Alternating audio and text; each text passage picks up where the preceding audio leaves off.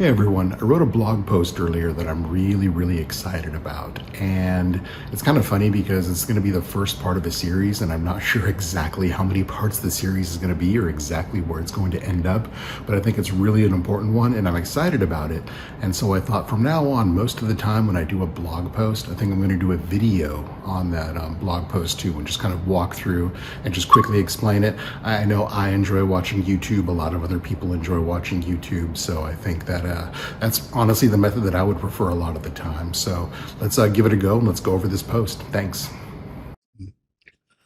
All right, in the blog post, once again, this is the first part of the what's going to be a multi-part. We'll figure out exactly how many series. What I wanted to talk about was something called LangChain. And for a lot of you, you probably haven't heard of LangChain before. Some of you may have heard about it, but haven't really had a chance to play with it or do much reading on what it actually is. It is incredibly powerful, right? And that's what we're going to kind of introduce us to here in the first post. And another thing you may have noticed is recently there have been a ton of applications that claim, and I'm not saying they don't, right, but that use artificial intelligence. You see that constantly now. And I think in a lot of ways, a lot of those used to be buzzwords, but now it's kind of a thing, right? And it's kind of true. And if you look underneath the hood on how a lot of these applications are doing it, it's like a huge percentage of that is actually using LangChain. And so let's take a look at what LangChain actually is. Now we're going to start off with is normal ChatGPT usage, right? If you've played with ChatGPT, normally you open it up in a browser, you ask your questions as far as exactly, what you want it to know, information about, to analyze something, whatever. And then it gets back the normal response. And there's kind of like a little model. And you can do some incredible things with this, right? It's incredibly powerful, but in some ways it's also incredibly limiting, right? It's like, oh, well, sorry, with ChatGPT specifically, it doesn't really able to access the internet, right? It doesn't have access to information, past September of 2021. We have these limitations, right? I can't use it out of the box to look at a file on my operating system or to go grab some information from a website. Well, spoiler alert, LangChain is going to enable these things and more, right? And so once again, if you think of the normal model, what's left out and what could be, right? Things like files on our computer, right? Data on the internet, data in databases, but databases local to our system. These are all things potentially that we would love to incorporate, and LangChain gives us that capability, right? So LangChain here, you see, ties all of these things together. It's a framework, basically, right? Just like little connectors that we can connect up to all these pieces of information, that we can connect up to computer code. I usually use Python. That's what we're going to use in this example. And then we can connect to other large language models, right? Other things like ChatGPT as well, too. In this demo and just kind of blog post, we're just going to stick to ChatGPT because that is the most popular one and is incredibly functional, right? It really is. And so for an example, I asked ChatGPT for what teams are most likely to win the 2023 Baseball World Series, right? And if you look, the first thing it comes out with is, hey, listen, I have no knowledge past September of 2021. And then it at least tries, right? However, historically strong baseball teams like the Yankees, the Dodgers, the Astros, the Red Sox often tend to be competitive, and it encourages you to look at more recent data, right? This makes sense. Currently, the World Series favorite, as of right now when I write this and record this, is actually the Atlanta Braves, right? The Atlanta Braves won the World Series in 2021. But that was after September 2021, right? So this was cut off before the Braves recently won a World Series. It doesn't know how good they're playing this year, right? Kind of how much young talent they've assembled. It doesn't know any of that, right? So let's see if we can give it some context to help us answer this question in a little more accurate manner, right? And so what we're going to do is here are the results of some Python code where I asked GPT the exact same question. But here I use LangChain to give it access to the current World Series odds according to MGM.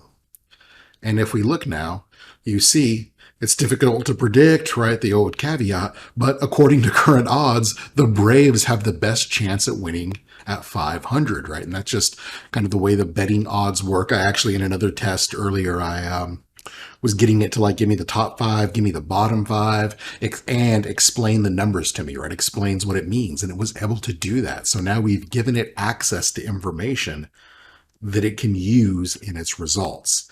And that is just, it's basically like opening up a good version of Pandora's box. And unfortunately, in some ways, it'll be a bad version too, no doubt, as people kind of think of ways to exploit this. But all of a sudden now, kind of the main limitations on GPT are out the window, right? We can give it access to information on the internet. We can give it access to local files.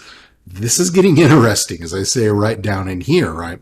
So now I use LangChain once again, and I give it access to a PDF file on my file system, and it's a sample pen test report, right, from my LLC Argelius Labs. So I give it this sample pen test report. It's a 10-page PDF, and I ask GPT to summarize the document. And if you look down here, all I asked it was summarize, just a one-worder. And then it comes down here, Argelius Labs was engaged, gives the dates. It does a good job of summarizing the document, right? And this is, once again, kind of incredible. Now, we're getting ready to ask it to do something more, and it's not going to be able to do it, right? We're going to get an error here. And what I'm asking it to do is, listen, you just did a 10-page PDF. That's great. Can you take on this larger file and do this? And we see here it fails, right? And if you've ever tried to use ChatGPT, you know that you can paste some text in there and it'll give, back your response, whatever you're asking it for. But you can't paste too much text, right? We can't paste like an entire book or a large document in there. It just doesn't have the capability, right? How do we solve this problem, right? Using the API isn't a magic solution to this problem necessarily, right? The way that we're using it here. And so what we're getting ready to do is we're getting ready to add one more item into our little model of how things work. And that item is the one right here in the lower left, this AI database. Now, this isn't like necessarily the official term of the AI database. Different people call it different things, but it's basically a database that is designed to be used with AI, right? And there are some online, like Pinecone is one that famously AutoGPT was using out of the box and just kind of like caused them some problems when AutoGPT got real popular. Right, we have some, we're going to be using one called Chroma that actually is local on the file system in this example right in here. And so we've got some different options down in here. Now, what is the difference, right? You may be thinking like, what in the heck is the difference between an AI database instead of just a database, right? And once again, some people call them vector databases or other terms, right? But a database is designed to hold the data, whatever data you put in it, exactly, right? And I give here the example of if I give the database 50,000 words of text, I expect it to store all 50,000 words. And if I ask it to, okay, can I see what words I put in there? It'll show me all 50,000 words, right? That is the way a database should work. And that's the way that we're used to database working. So what makes these different, right? What makes these databases designed to work with AI different? And what's kind of crazy is they don't store all 50,000 words of text. They summarize it. Right. And there's a lot going on underneath the surface that we don't need to get into, finding, words that are similar, kind of just have the same meaning and condenses those down. But to explain it in kind of like a less technical way, right? The example I use here is imagine you're going to have like a little cocktail party. Just a little party and you have 4 friends that are there hanging out. And you've known each other for years. Everyone knows each other. Everything's good. Now there's going to be another person, a 5th person coming over. And you know this 5th person, right? Maybe you work with them. Maybe you know them from somewhere else. You know them very well, but they don't know the other 4, right?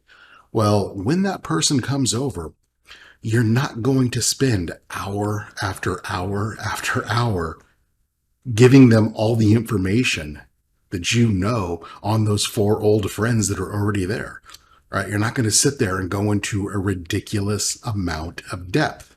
What are you going to do? You're going to summarize, right? Hey, this is my friend Bill. Yeah, he works over there, blah, blah. He plays pickleball, right? Oh, this is my friend Sarah. Yeah, she does this, she does this, she does that. We'll just kind of summarize it, a few key facts, some interesting things, a hobby, whatever it is, nickname, whatever, right?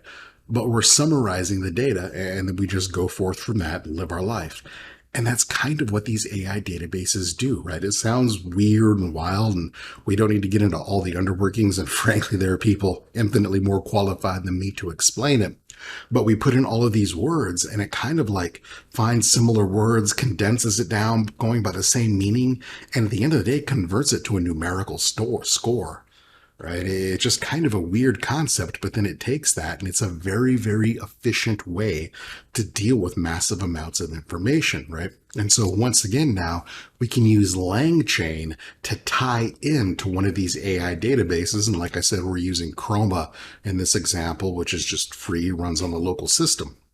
And so now we take our Python code here, and we give it here book.pdf. Book.pdf is a 387 page PDF book on using Python to program video games, right? We give it that and we say, hey, use this vector database, knock yourself out, right? And embeddings is what this concept is kind of often referred to when it takes the data and kind of like vectorizes it out, puts it in the database, right? So if you see the term embeddings, once we've done this, and now we're using this database, so we're not trying to give ChatGPT 387 pages of content. We're putting into this database, and this database is automatically kind of like summarizing it and then asking ChatGPT. And now, when we ask ChatGPT a question to summarize this, it can look at this database here and it gives us a very, very good summary, right? This text is about using flowcharts, design a program, plan out a program and writing it, save time, avoid creating bugs. It also discusses the use of Pygame to create modern games and encourages the reader to continue learning Python and invent their own games. Right? It's very, very concise, right? But this took seconds, and like not a lot of seconds either, like less than 10 seconds probably, or right around there. 387 pages. That's crazy, right? To summarize. And this is where some of the power, right? Like I said, this is going to be a multi-part series. And I know what we're going to do for part 2. For the rest of the parts, I'm not exactly sure where we're even going to take it yet, but there's so many places that we can take it, right? I've said several times publicly that I think the most underappreciated capability of ChatGPT and these other large language models right now is the ability to summarize, right? To give it a large amount of text and just summarize for me, right? What is this, going on here? And this opens up a world of capabilities, right? And I think of, right now I have code running 24/7, right? That is monitoring like Twitter or different Telegram channels or different Discord channels or all of these different things. And it fires alerts to a little private Slack channel that I have set up, right? And so just certain things that I want to monitor, if something meets that criteria, I get an alert and I can go deal with it, go download a copy if it's some data I want, whatever it is. Now that I have this capability, if I wanted to, I could just have it monitor some busy chat rooms where there's a lot of traffic going on. And I've done that before, right? Operationally, monitoring WhatsApp channels, right? And I remember I've written Python code before to tap into the database on an Android phone and suck out the content of these WhatsApp channels, every day and generating an HTML report. And so that way you could go through it. If you open it up in Chrome, you could just use Google Translate, anything not in English, and just see what's going on. Now, I could just have this summarize it for me, right? Any key facts, kind of let it know, set up the criteria of what I was looking for, what was important to me, what mattered, and just start alerting on that, right? And that is unbelievably powerful. Like I said, this is really kind of limited by your imagination and, technical skills, the willingness to kind of learn or adapt to the technical skills to implement what you're thinking. If you're using GPT as an API, not the front end, it does cost a little bit of money, but it's really not much. For every example that I covered here, plus a couple more, as I was kind of preparing this morning, and then you think of one of the things I, had it analyze was a 378 page PDF.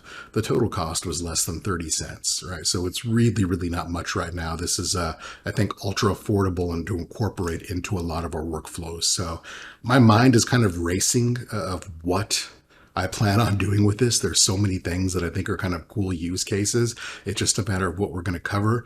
But I wanted to kind of introduce LangChain here, kind of show the power and what it can bring to the table.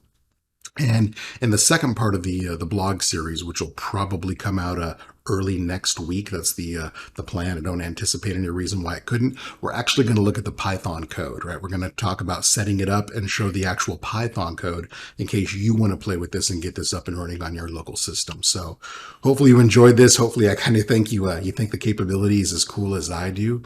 And I'll see you next week with the next chapter of this. Thank you.